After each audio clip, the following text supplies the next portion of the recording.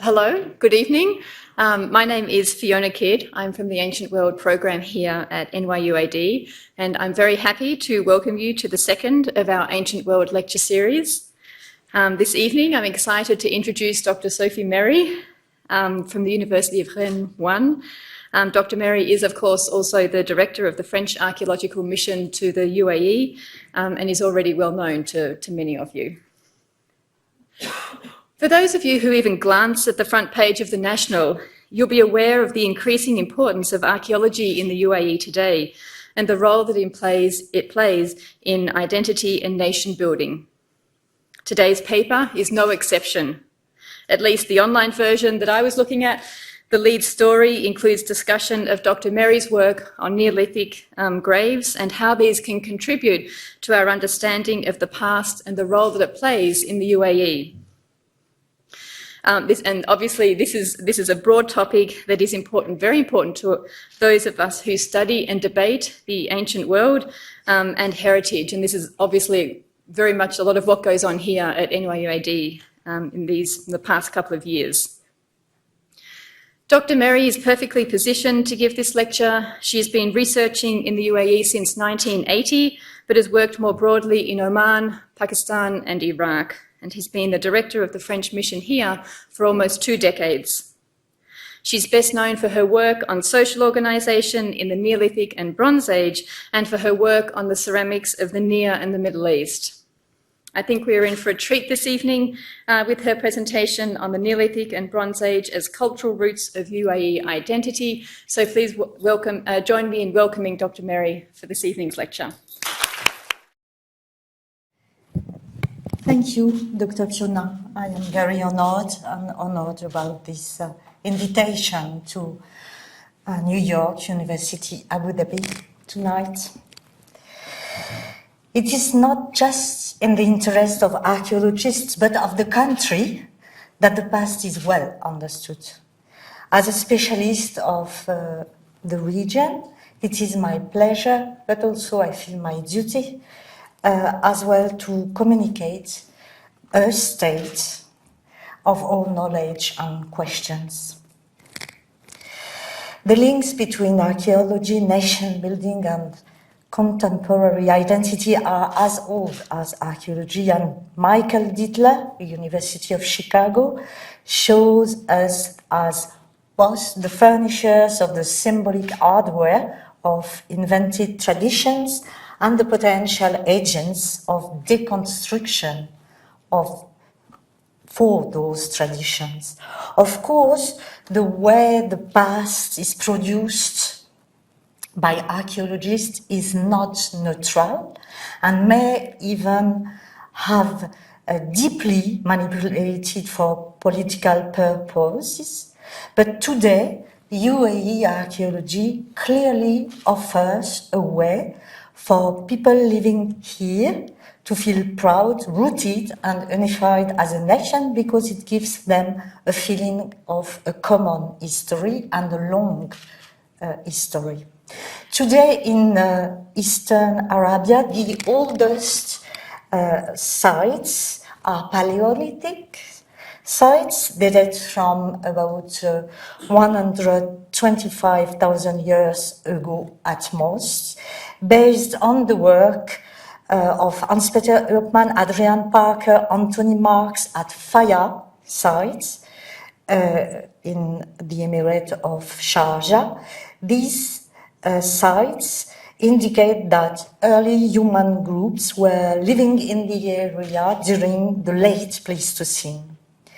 Dating was done by thermoluminescence of sand grains found with flint tool, the style of which indicate their makers were anatomically modern Homo sapiens. It was interpreted as the sign of an early expansion of modern humans from East Africa into Arabia during an interglacial period. The southern route out of Africa is now a based theory, and it is also argued by Marx and others that modern humans could have spread eastward across the southern coast of Asia, which indicates that modern humans may have been present in South Asia before the supervolcanic eruption around 7,000 years ago at the site of present-day Lake Toba in Indonesia. In Eastern Arabia, the Neolithic course and the routes to new territories are still to be determined in order to document the Neolithization process in Arabia, especially in northeast Arabia. Surveys are important today to find Neolithic finds on surface sites all over UAE, but those sites are often on the coast, at least deflated and multi-periods, and we need absolutely more excavation in Abu Dhabi, but in the UAE as well, of stratified Neolithic sites, not only in the UAE, but in the Gulf. And the fact that Marawah 11 excavation in Abu Dhabi was recently resumed is a very important event.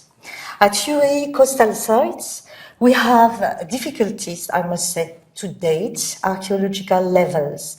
There is a general lack of wood charcoal and an error margin up to 500 years on bone radiocarbon dating. And this is a problem also because the fact that the ancient people and their domestic herd had marine organisms like fish consumptions or seashells, date calculation is disturbed because of that. The errors are less important on the seashells, but all of that is really complicated, and we need more coordinated work on the question of the calculation of the reservoir effects. And there is in Germany a young doctoral student who does a collaborative work, including samples of many sites of different missions at the moment. So we will have certainly important results in the next future due to the work of this young colleague. In Oman, stratified sites produced vestige from the 9th millennium BC at Wadi Suq in particular. It corresponds to the beginning of the Holocene. Holocene is an interglacial period following the glaciations of the Pleistocene and lasted nearly 11,000 years. Neolithic is better known in the UAE, but Oman as well, although its internal chronology remains to be precise or defined, especially for the earliest phases. Few sites in the UAE and Oman date from the 6th millennium BC. They are representative of the local Middle Neolithic phase 1 as far as we know today. Far numerous are the sites from the late Neolithic between the mid-5th, and the end of the 4th millennium BC. Most of all the knowledge about the Neolithic in the region, in the Gulf and the coast of Oman, is based upon the excavation and study of about 20 sites from Kuwait to Oman, to Dhofar, but survey data of several hundreds of surface sites are also useful for us. Most of the excavation concern coastal occupation in the form of shell midden. Such sites may be stratified and include well-developed layers covering short or long-term occupation. And this is why it's so important to continue to excavate coastal Neolithic sites, the shell midden, in the UAE. We know nothing yet of how the Neolithic appeared and developed, or of the influence in the region of cultures that were characteristics of the Levant at the same period, that is the PPNB, the pre-pottery Neolithic. The oldest Holocene cultural facies we know today is called the facade facies, that's to the end of the 9th and the beginning of the 8th millennium BC, a type of lithic flint projectile points, arrowheads, called facade points, was discussed as a possible marker for the diffusion of PPNB technology towards the southeast from the Mediterranean Levantine Neolithic core area. But it was concluded that there was no solid link between Arabian facades and Levantine PPNB lithic technologies. Facade facies is characterized by projectile points that are usually on flags, of which only the peduncle here is made by bifacial retouch. The sites with facade points are rather numerous in Yemen, Oman, UAE, but most of them suffered a lot from Aeolian wind deflation and erosion. There is a possible differentiation between three types you see on the right on the slide: Faya in UAE, the Jalan in Oman, and the Dofa. So you have now at least three facade point styles, traditions, showing that there was still a diversity within this pre-Neolithic regional identity.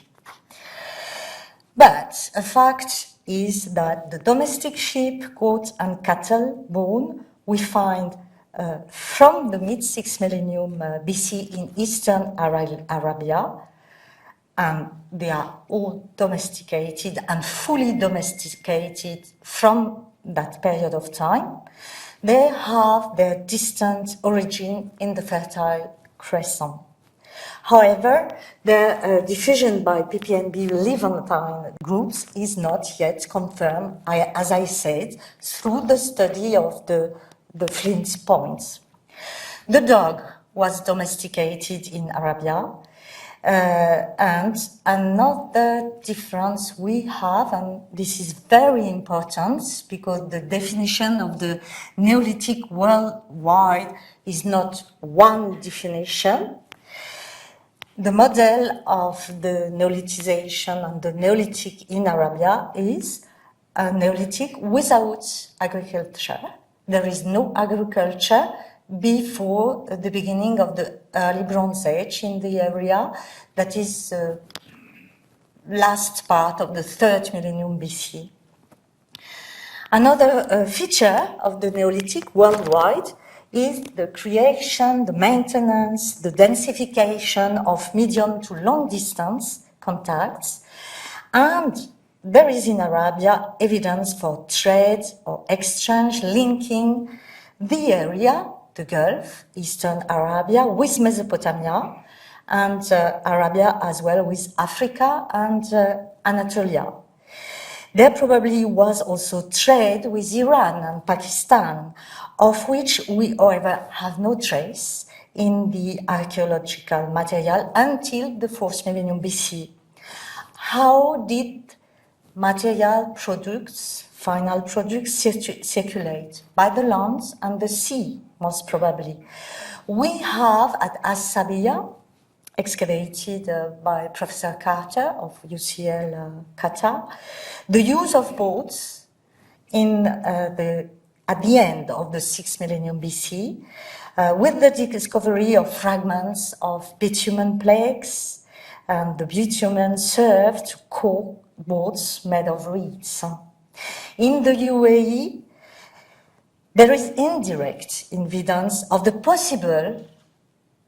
very possible use of boats in the 6th millennium BC, from the 6th millennium BC, as tuna was fished at Quain II at that time, and in the 5th millennium BC at Dalma and Akkab.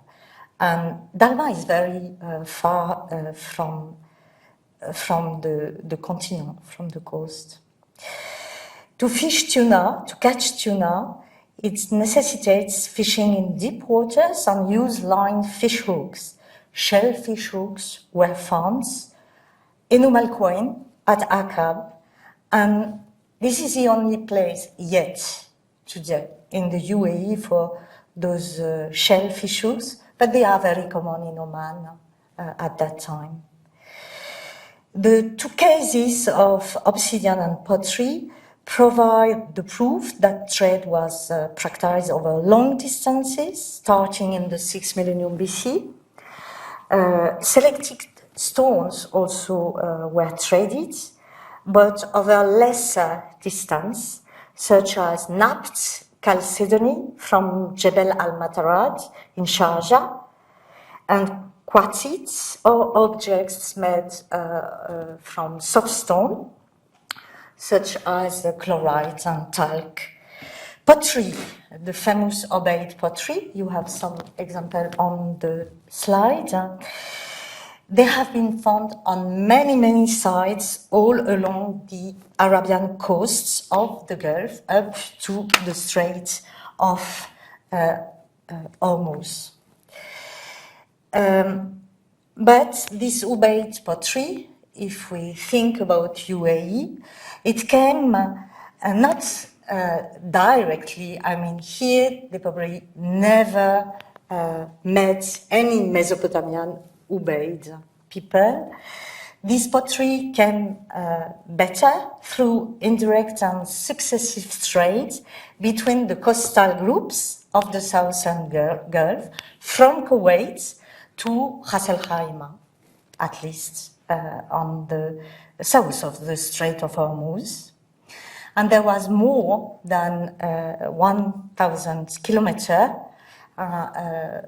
far from their sites of productions in South Iraq. None has been found in the hinterlands, either in the UAE or Oman. The local groups, the Neolithic groups at that time in the UAE and Oman did not make pottery. And it's an indication that they were not in direct contact with potters, especially Ubaid potters. In Kuwait and the eastern coast of Saudi Arabia, there was a local production of pottery, the coarse Arabian ware. For the UAE and Oman, I would suggest that the socio-economic conditions favorable to the establishment of a local pottery were not present in the 5th and 4th millennia in the area. The demand would have been not sufficient because basketry and shallow stone vessels supplied the needs of the population. Moreover, and more important probably, there was, as far as we know, an absence of any pre-existing technique that could have enabled the development of pottery. Clay, for example, was not used in the local architecture in the Neolithic in UAE or Oman. But another very ancient Near Eastern or Arabian innovation from the 7th millennium at least was in evidence in the Gulf in the 5th millennium, as at Dozaria and Abu Hamis in Saudi Arabia. two sites in the UAE, but mainly the site of Dalma in Abu Dhabi, an island in Abu Dhabi, produced fragments of plaster vessels.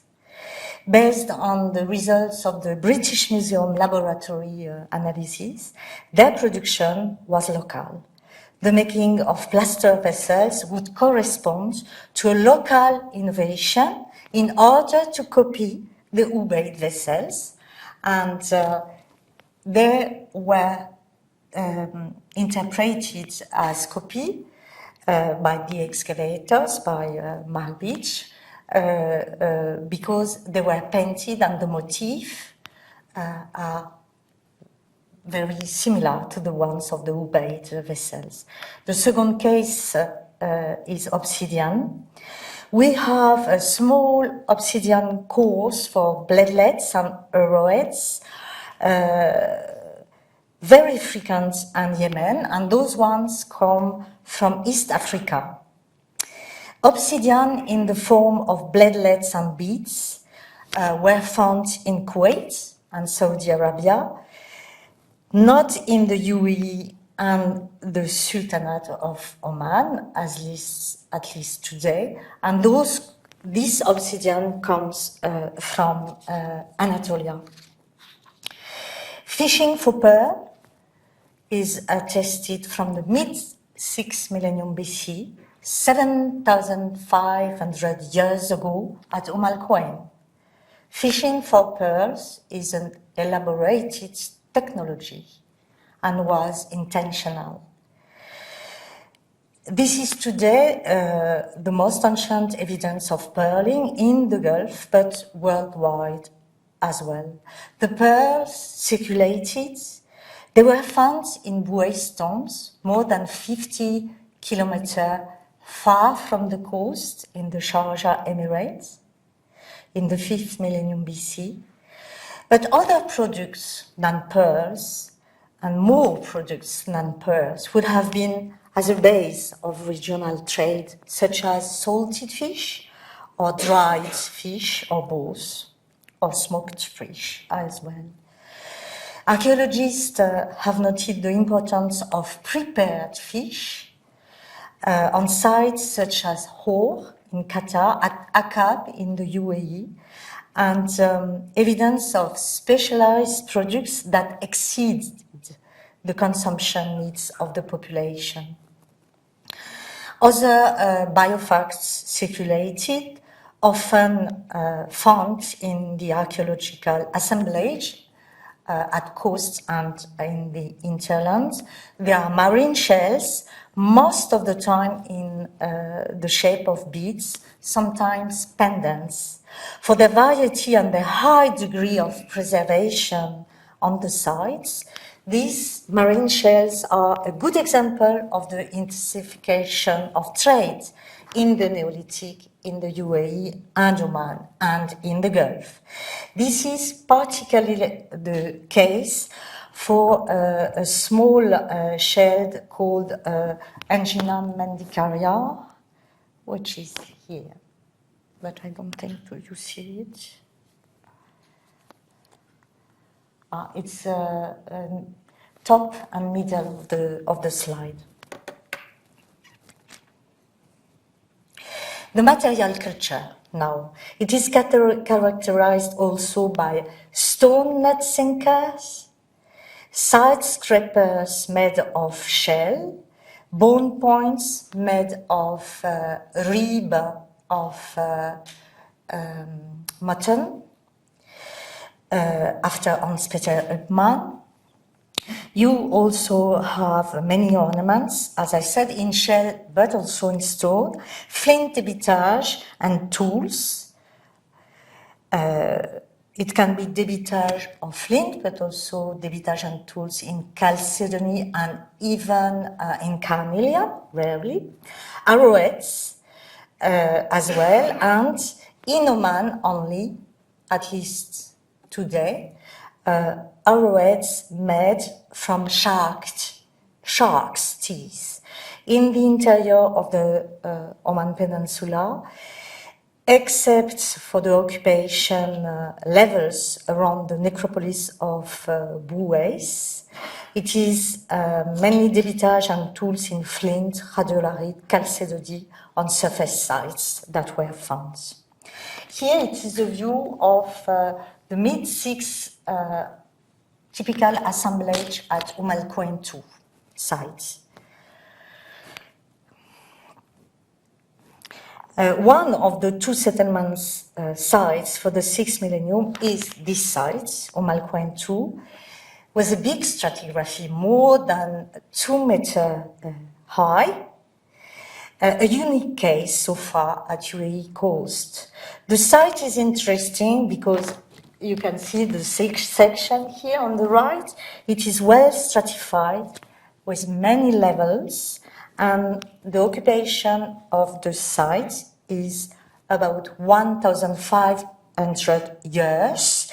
It was certainly occupied after the beginning of the 4th millennium BC, but due to the erosion of the site, connected to an aridification and possibly strong winds, the sand layers, which were not as dense in ecofacts and artifacts as the layers, let's say, from the mid-6th millennium BC, were not preserved, and only few objects from various periods were found at the surface of the site of Al Quain II. Here a view of another settlement, Akkab, more recent, 5th millennium BC, also in Al Quain. It's a small island today, at the front of the Diwan of Al Quain, but at that time it was not an island. It was connected to the lagoon of Al Quain. The stratigraphy is short, 20 centimeters to 40 centimeters only, but several layers were excavated. The bottom layer you see on the slide, it's an aerial view. A kite view is empty of objects or biofacts, but the natural sand dune is pierced by more than 100 post holes. You can see them. At an intermediate level on the left, we found the vestige of a circular structure about 2 meters in diameter.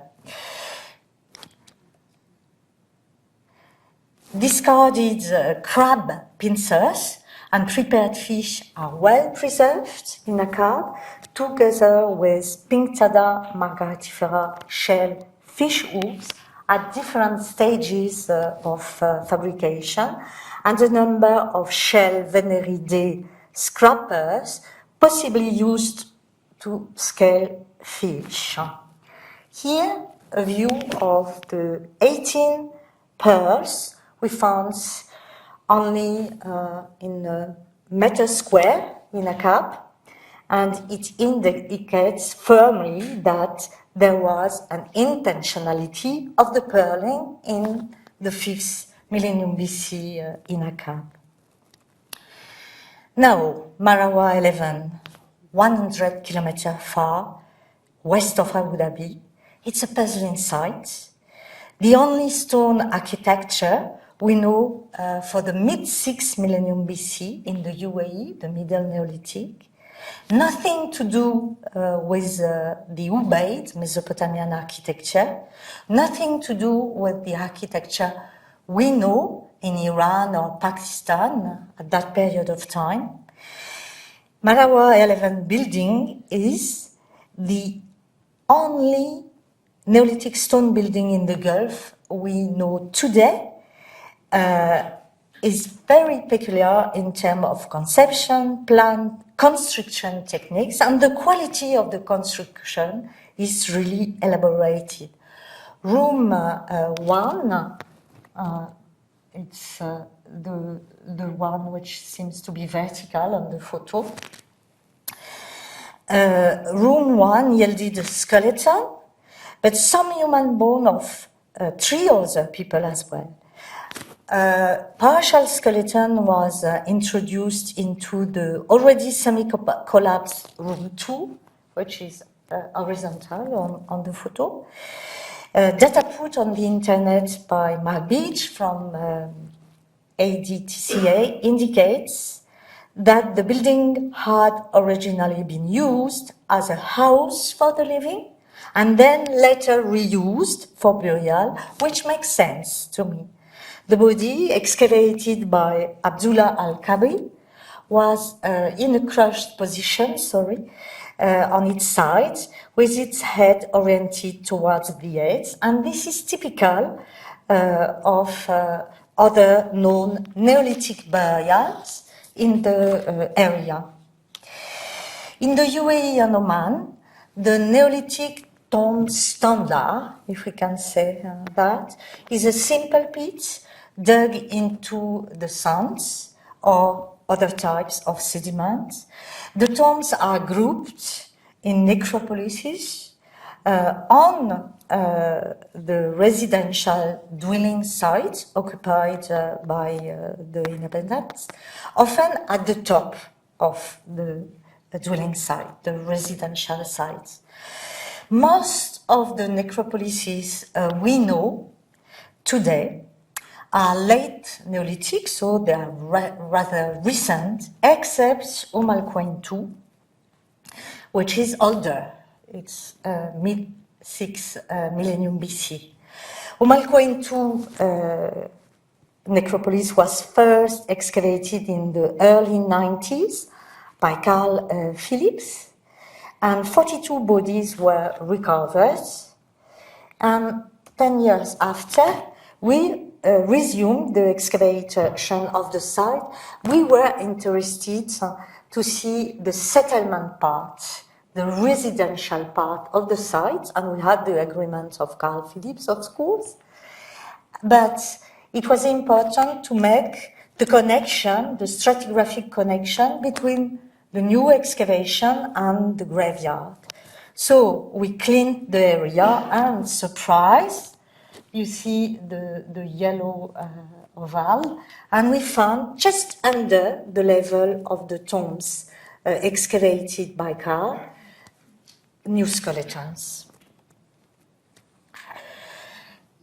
It was a multiple grave of 4 men on the left of the photo, plus on the right of the photo, a 5th individual above. The first tomb and the second one are separated by a thin layer of sand. The individual tomb shows that the person is in a very constrained position. It means he was banded with something or wrapped into a textile or with a rope. This is not unusual for Neolithic bodies in a certain number of regions in the Middle East, especially. In tomb 1, in white, 4 bodies lie very carefully arranged on their sides, tucked together as if in sleep, the right arm of each resting on the body in the front of it. The size of the pit, I drew an oval because it was possible to follow the side of the pit when excavating the tomb. So the size of the pit indicates that it was made for the bodies at one time, and the very careful arrangement of the bodies in a chain of death must have been very symbolic. In the chest of individual D, we found a flint arrowhead.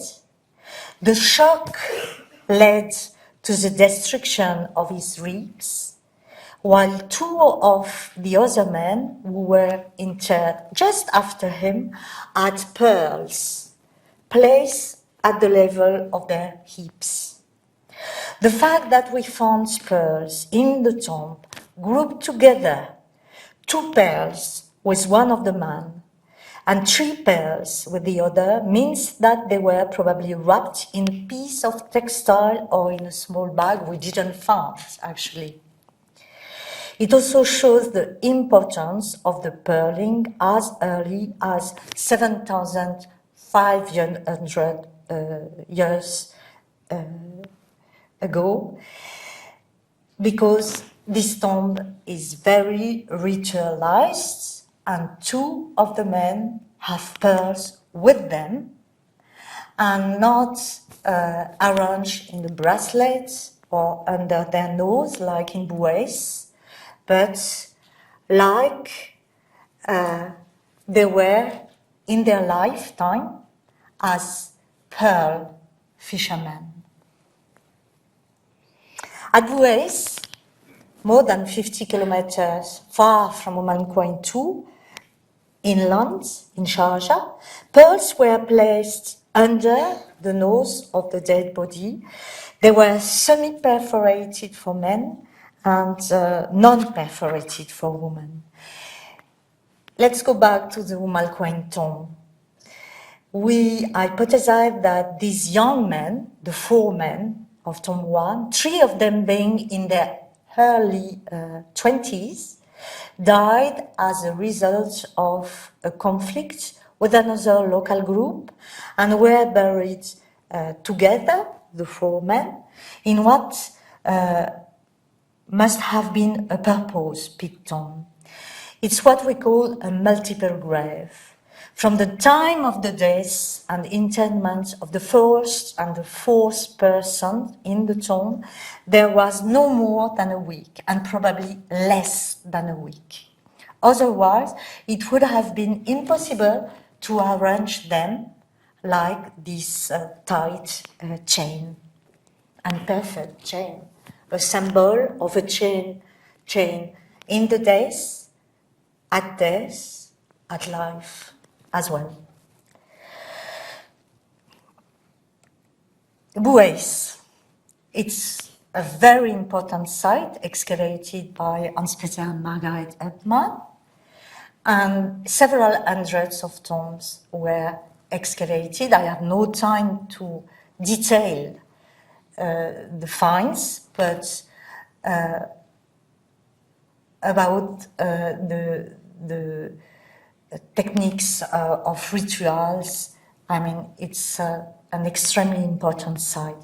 Ras al-Hamra now in Oman, it's in the capital area in Muscat, and again, it was a site excavated for many years by the Italian mission at Ras al-Hamra, led by Sandro Salvatori and Maurizio Tosi.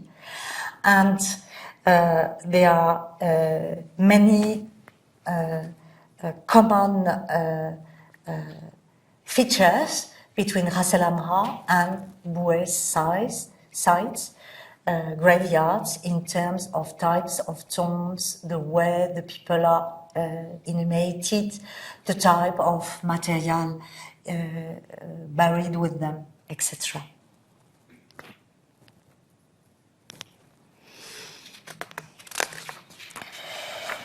This is different, this is not so different, because it's a ritual site.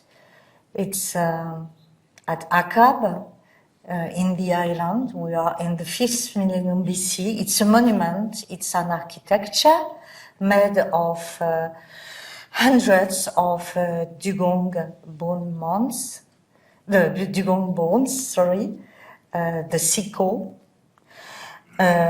More than 40 Dugongs were used, or part of them. It was possible to number the quantity of Dugongs, the bone of which were reused or used in this architecture. We are sure it's a monument because it's constructed. You can see that on the photo on the bottom at right. You have alignments of Dugong skulls. They are very well blocked by pairs of ribs. Under this level, you have piles of mandibles, and the mandibles, the first level, was spread with an ochre solution. You have more than 2,000 objects inside this beginning of the 4th millennium BC, and this is the late Neolithic in the area site. It's a ritual site. I will have not a lot of time to speak about this one, but we found with Vincent Charpentier many parallels, but much more recent. In Australia, in the Torres Strait, they are famous there, the Dugong bone mounds. The structures are very similar with what we found. The fact that they incorporated, inserted, deposited many objects, especially beads and ornaments, the use of ochre, the use also of material coming from outside the area, like special stone products or things like that. The Dugong bone mound at Aqab, as the Dugong bone mounds in Australia, but as I said, very recent, only few 100 years ago in Australia. They were ritual sites, and they were prophylactic rituals in order to get a good fish. So we hypothesize that it was the same in Aqab in the beginning of the 4th millennium BC, whatever for general fishing or a selected fishing of dugongs, that we don't know. It's the most ancient ritual site we know today in the Gulf, and also the most ancient ritual site incorporating Dugong bone in the world. So they manipulated animals, and those animals were big, wild, marine animals. And it was the case also at al-Hamra in the Neolithic, so several hundred kilometers far from Aqab. It's not a ritual site. Ras al-Hamra 5 is a necropolis. In many tombs, the Italian mission, they found pieces of green turtle. Again, a big marine wild animal, with mise en scène, a theatrical mise en scène in the tombs, like the skull of the turtle near the head of the deceased person, or pieces of the carapace bone imitating the turtle and transforming the dead body as a turtle for the life after days, maybe. And so all these animals, the green turtle, the dugong, the shark, are considered as animals good to think for us. So, the last part of the Neolithic is marked by a period of aridification beginning mid-5th millennium BC. The people had to adapt to that. Their material culture did not change drastically, but some new types of fish hook, of shell fish hook, but bone fish hook as well, developed. And in Oman, they are many sites of this period, but they are rarely found in the UAE, except Akkad, and maybe another one in Ras Al Khaimah, which is not excavated yet. So we can say that Neolithic UAE and Omatni groups, communities shared similar funeral practices, that they all optimized the exploitation of their environment for their subsistence and for the production of their tools and their jewelry, their weapons, etc. I would like now to say a few words about another important topic about Gulf archaeology. It's a question of the mobility. Mobility is a complex feature of human society. It was well developed by anthropological theories, introduced in archaeology in the 1970s by Binford, based on ethnography.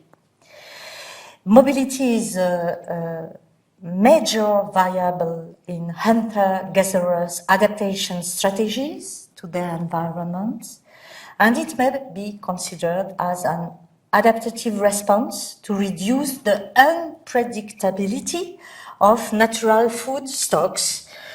After a colleague of the CNRS, Gosselin, who studied the Sahel populations. We may imagine to draw a parallel with the paleo-environmental situation in Eastern Arabia. Two mobility models have been described by Binford. The residential mobility of foragers with linear or cyclical migrations of the campsites for the exploitation of all available critical resources as food resources, or to preserve natural stocks. Some other scholars suggested seasonal aggregations of regional groups for wild herds tracking after ethnographic comparison. The logistical mobility of collectors now, with a permanent residential sites and various resources. There are logistical camps for specialized activities that are more or less temporary, like to go to the flint resources and test the blocks of flint or chalcedony, see if they are good, and go back with cores to the site. It's only an example. But I suggest that storage is not a fundamental feature of logistical mobility in our case, in the Neolithic of the UAE and Oman, but depends more on the permanence of food access and technical knowledge. Herding is a particular case of logistical mobility with submarines, but not practiced by all the society, only part of it. In Eastern Arabia, a number of paleo-environmental and cultural clues provide the following hypothetical mobility model. Short fishing, hunting, gathering, food and raw material expeditions from a residential campsite. In Oman, some stone seekers known as Lisk and Adam may correspond to wedging posts for huts or tents. A cyclic mobility between two seasonal residential sites with a periodicity winter, summer of the activities of the group. The complete sedentarization is very possible for some sites on the coasts, in the lagoons, near the mangroves, in the Gulf, and along the Arabian Sea, even from the mid-6 millennium BC. We will see that in a minute. And finally, the documents we have today provide an overview of possible little groups, migrations, operating by division, reject, etc. But it is still difficult to discuss this topic, as I said at the beginning of my talk. There was the question of the arrowheads styles as an example. Recent studies of Umm II material, the fish by Mark Beach, the terrestrial mammal bone by Marjan Mashkour of the Muséum d'Histoire Naturelle in Paris, linked with my own field and material culture data at the site, show that there is no reason to exclude a permanent occupation of II sites. Most fishing was carried out during the winter time, but the presence of the otolith of the emperor fish indicates also a fishing during May to June and September to October, and it coincides with the biannual spawning aggregations of these species. Mostly small fish are caught in the lagoon of Umm emperors, sea bream, sized between 10 to 30 centimeters in length only. They were caught in the local lagoon. Fishing for tuna now was possibly conducted in the open seas, but we have to say that we don't know yet the ancient shape and the evolution of the shape of the UAE lagoon within the 1,500 years of the occupation of the site. Today, we cannot firmly demonstrate the use of boats at II. We didn't find bitumen, and we do not have any boat model like it was at Asabia in Kuwait.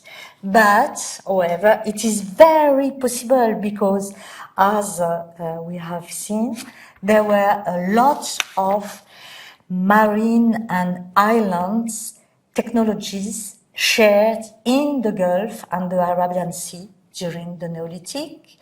And Dalma is far from the coast, Marawah is far from the coast, and in Oman you have also islands really far from the coast as well. So it's impossible to reach them without boats.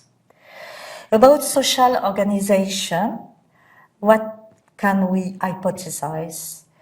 Do we have authority manifestation in these Neolithic villages, societies? We are not able to differentiate acephalous chiefdoms, egalitarian societies, or complex chiefdoms, but we can think or imagine that some chiefs which lead warrior expeditions, other than faction leaders, or also local group representatives in exterior relations or intendants who planified certain economic activities for the collectivity were present in the Neolithic. But there are hypotheses. Technical process and chain operatoire study begin to develop in Eastern Arabia. It's the only scientific approach permitting a reconstruction and understanding of technologies and practices, and also they help to determine individual and group movements. For example, there are studies about lithics. There, we begin to have studies about shell tools, bone tools, and other types of objects. Some of the technologies are linked to very general trends like crushing, chopping, cutting, etc. Technologically, we can say that they are not really very invested, and they are not stylistically very distinctive as well. It's a case of crushing stones, picked pebble net sinkers, Veneridae shell knives or scrapers, caprini, bone points, which are really common or quite common in the Oman Peninsula. So, culturally, we cannot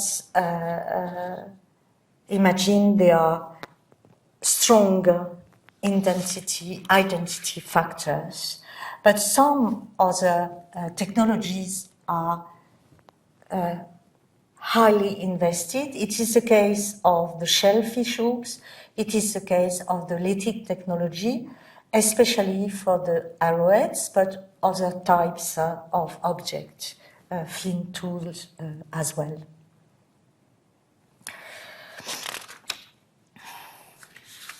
This is the case of a very simple kind of type of ornaments. Those are beads of spondylus.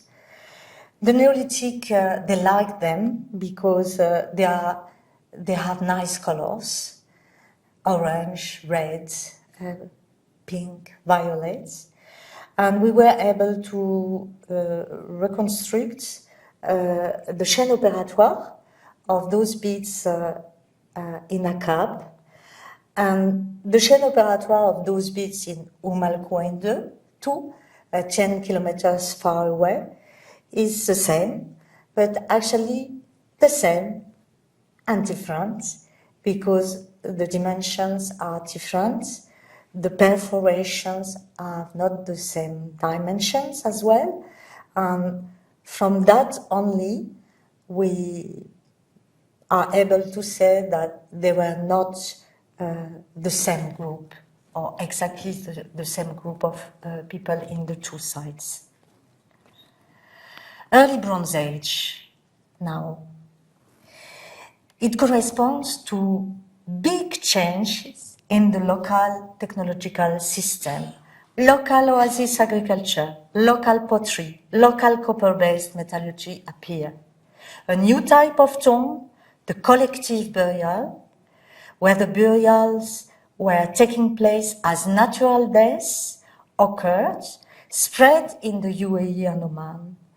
The tombs are grouped in necropolises and set apart from the settlements, the residential sites.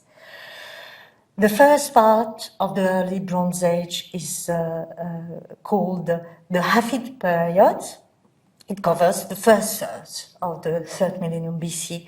It corresponds to the very, very beginning, the first development of an agricultural Oasian system based on the cultivation of the palm tree and the recent discovery of natural oases in the Oman Peninsula, wild palm tree by paleobotanists as Claire Newton opens the possibility of a local invention of the system. And this is very new as an idea. The Oasian system still persists today in Eastern Arabia, in contact with wadis and water tables of the foothills and mountain valleys. Oases may concentrate sedentary occupations or more sedentary occupation, and it began during the first part of the 3rd millennium BC in the area. We know 2 sites from this period, Iliad in the Emirate of Abu Dhabi in Al Ain, and Ras Al Had HG6 in Jalan, Oman. This is Ras Al Had HG6. It's a complex village of the very beginning of the 3rd millennium BC, excavated by the Italian mission led by Maurizio Catani. Ili is about 100 kilometers east of Abu Dhabi, the most studied proto-historic site in the Emirate of Abu Dhabi and probably the UAE as well, thanks to the research carried out from the end of the 1960s by the Danish excavation. And then the French team began to work from 1977 to 84 and from 95 until the beginning of 2006. According to the work of Serge Closiou at Iliad, you have a photo of the sites, an oasis based on the cultivation of date palms, various cereals, legumes and fruits was there during the first part of the 3rd millennium BC, as rainfall was rare, irregular, as it is today. Methods of irrigation were needed, and we found small surface canals and wells around the tower, which is one of the towers covering the sides. The Hafit tombs now, they are new, very different from the Neolithic pit graves, of course. They are constructed in dry stone, no foundations, 4 to 8 meters in diameter, only one funeral chamber, built on rocky outcrops, very imposing, and they were intended to be seen from far away. The number of individuals, of bodies, varies, half a dozen to 30 rarely. More often, it's few people only.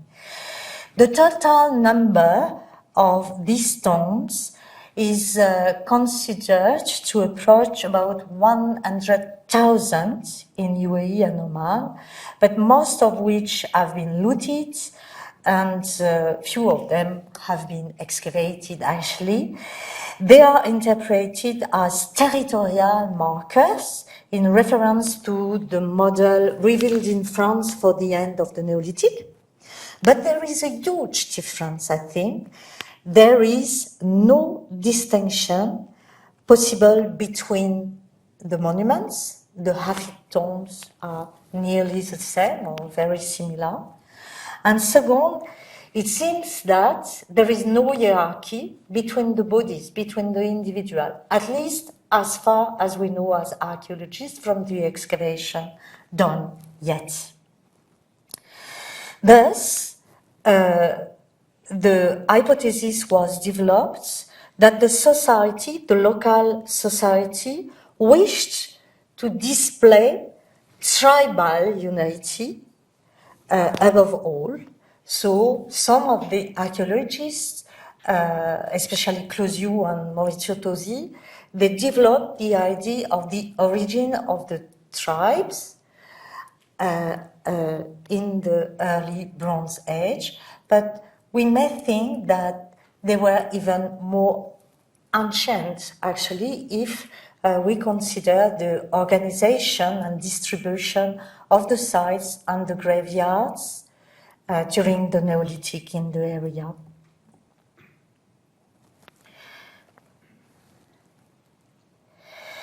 The UAE and Oman seem to form a cultural entity at the beginning of the Bronze Age. Many sites were found, and the coherence between the different regions of the Oman Peninsula was related to trade between the oasis of the interior and the fishermen of the Gulf Coast and the Northwest Indian Ocean.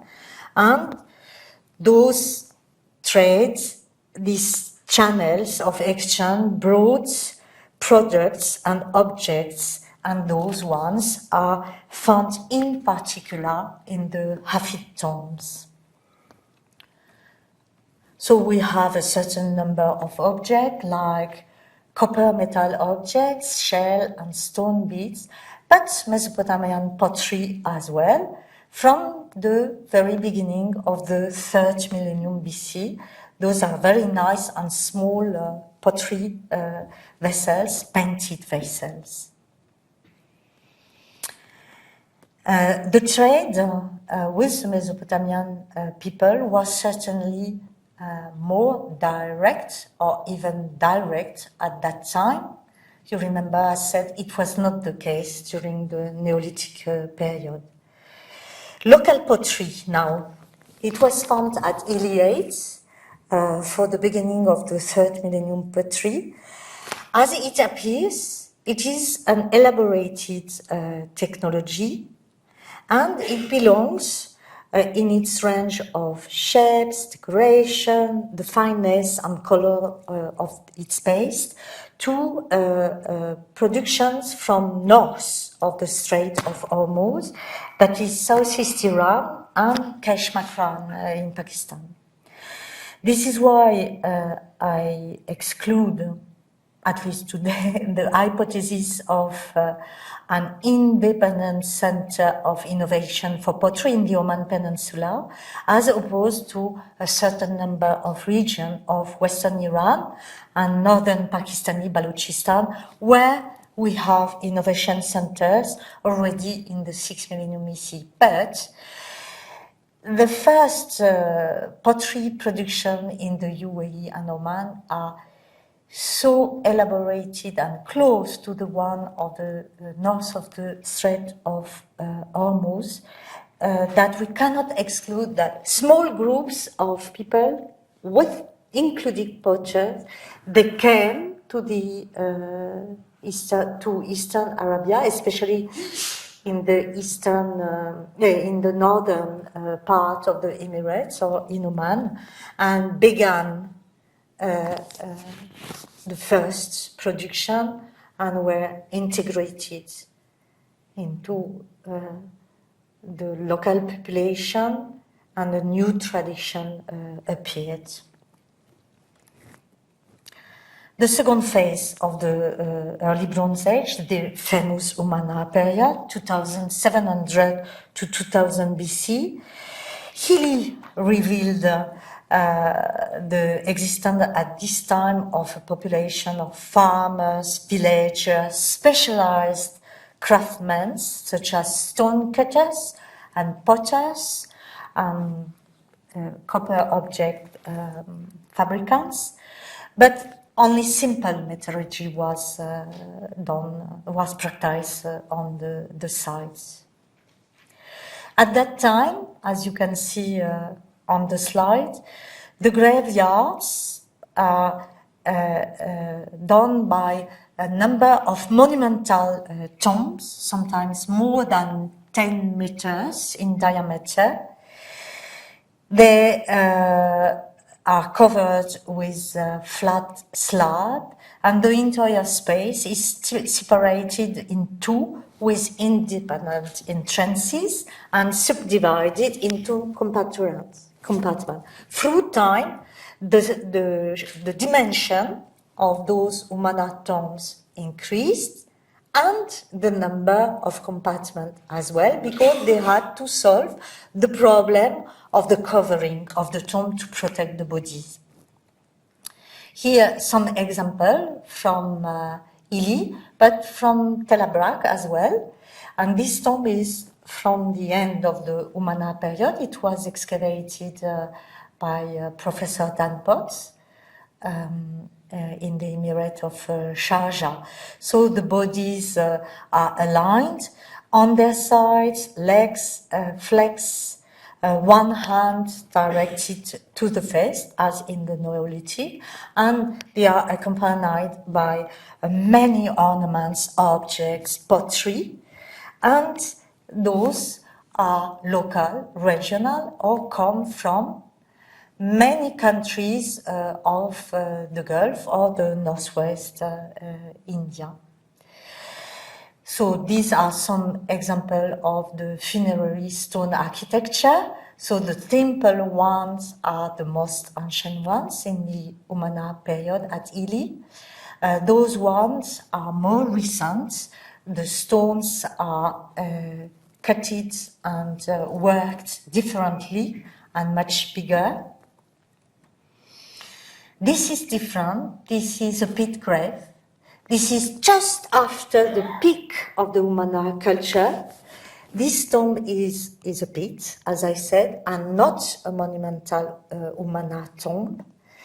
It was occupied 200 years at the very end of the 3rd millennium BC. We have several layers, well stratified. The pit grave was untouched. The Department of Antiquities and Tourism in Align began the excavation of the grave. The excavator was Mohsen Aladou under the supervision of Walid Yassin al-Tikriti. And the department asked us a certain number of years after to resume of its excavation because part of it was only excavated. Which is interesting in this case, we have a stratigraphy of nearly 2 meters deep, and you see the evolution of the local pottery production and the regional stone vessel production. And for the pottery production, it's not a decline. I don't like this term, this word, but you see that the technology changed a lot. The funerary architecture obviously changed a lot. There is a new new type of tomb, and it's a type of tomb you cannot see from far like before with the Umana tomb. And it corresponds to a drastic event of aridification, known locally, regionally, and that is known also in Turkey and some parts of the Levant, and documented archaeologically and geoarchaeologically. So that means that the people at the end of the Umana period, they had to adapt to a new situation. And we can document that through the archaeological archives and records. I wouldn't speak about resilience in that case because we see more a decline. But at the very beginning of the 2nd millennium BC, we have a new culture, also Bronze Age culture, called the Wadi Suq culture.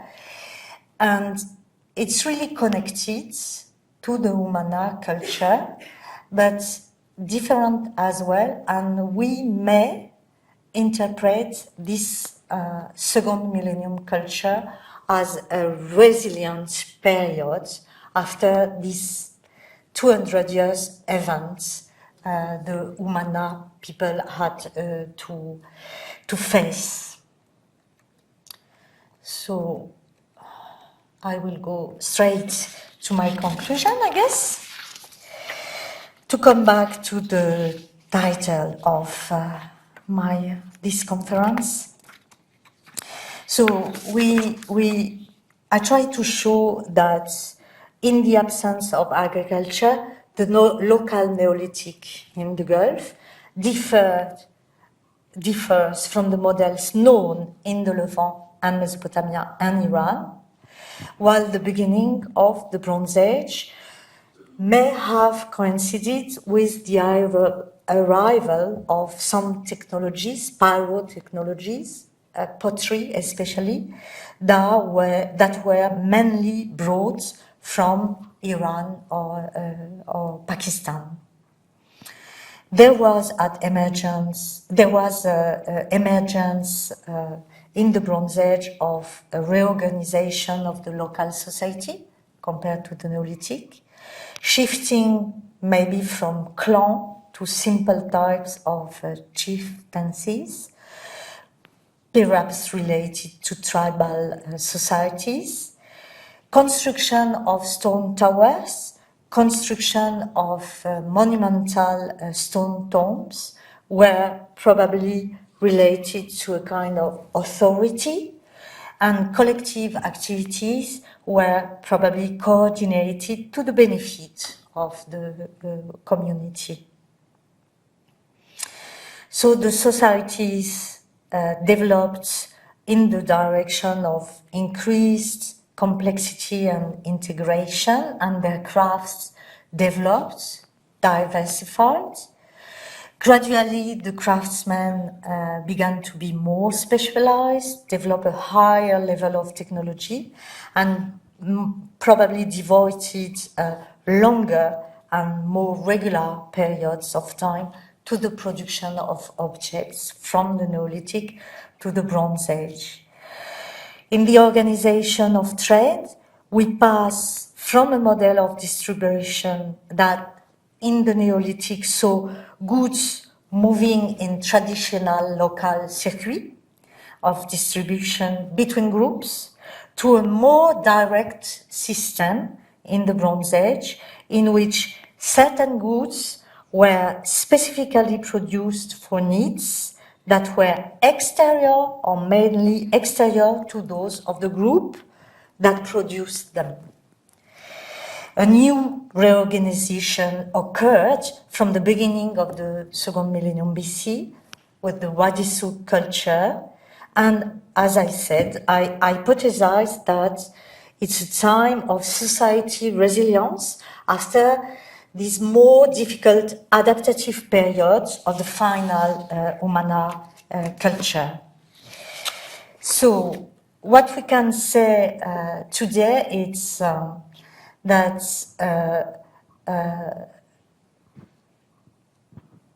I tried tonight to show a picture of the millennia that witnessed Eastern Arabia's transition from the Neolithic to the Bronze Age. And I would only add that I feel really lucky to have been able to contribute in the past 35 years on the study of special sites like Umalquentu, this multiple warrior grave, like the Akab Dugong Bonmont, the ritual site, and also the Ili site with this extraordinary pit grave, offering us the possibility to follow this difficult period of time of the end of the third millennium BC, of the end of the Umana period, because these three sites are among the archaeological sites that allow us to ask questions at a level we not so often reach in archaeology. Thank you very much.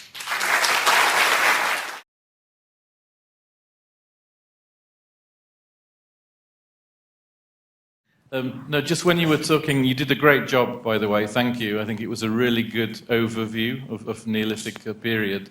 But you quickly made a comment when you were talking about the Marawah house. Yeah. You said it's not like anything else in the Gulf, and you quickly said it's not like anything Mesopotamia. And I would just question that statement, because it seems to be a tripartite arrangement. And I know there's nothing exactly like it in Mesopotamia, but if you look at the early Ubaid temples, they're organized in a tripartite shape. If you look at the thesis of Dr. Sabah Jassim, where he looked and considered about Ubaid houses and the typology of Ubaid houses, they have three parts to the houses quite often, and this kind of cruciform type shape is known in Mesopotamia. I agree, because I'm reading through all this stuff at the moment, trying to find parallels myself for it. But I agree with you, it's likely that Ubaid pottery comes by trade down the thing, but we have to understand this site is the earliest site with the earliest radiocarbon dates, and whilst I don't like diffusionist ideas, I think one has to consider some pioneering group bringing some idea of tripartite house from Mesopotamia, maybe, to here as well. Just to throw it in, it's going to be more complicated, the answer. And the recent discussions about the Ubaid pot, we found it's interesting talking with Dan Potts about it when you visited recently to the island, and we were discussing, is it an Ubaid pot even still, because there's still some question about that it's so early that it might be something that we still don't know. It's some kind of missing very early period because of certain things. But anyway. I talked about that because the chronology of the Ubaid is rather firm, rather solid. And the pot, due to its shape and decoration, really belongs to Ubaid II staff, the Ubaid II of Jean-Daniel Forest, who was really the specialist and who was the excavator at Wadi in South Iraq. And when I was in Iraq in the early 80s, I contributed a little bit to the excavation of a tripartite house near Khet Kazim with Jean-Daniel Forest. And the tripartite house, I mean, it has nothing to do with the Marawah site. I mean, it's a plan, it's a conception.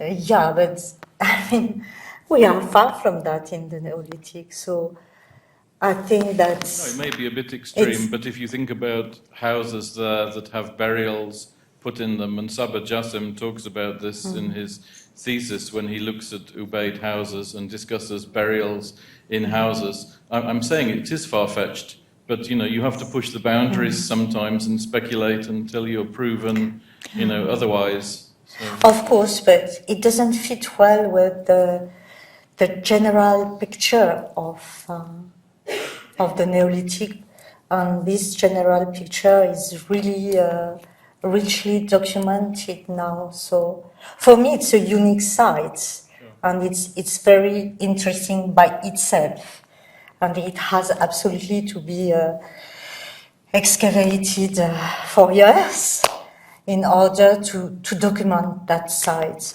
because also it's an island site, and islands are always special in many ways, because far from the continent, far from all this network of connection between neighboring groups.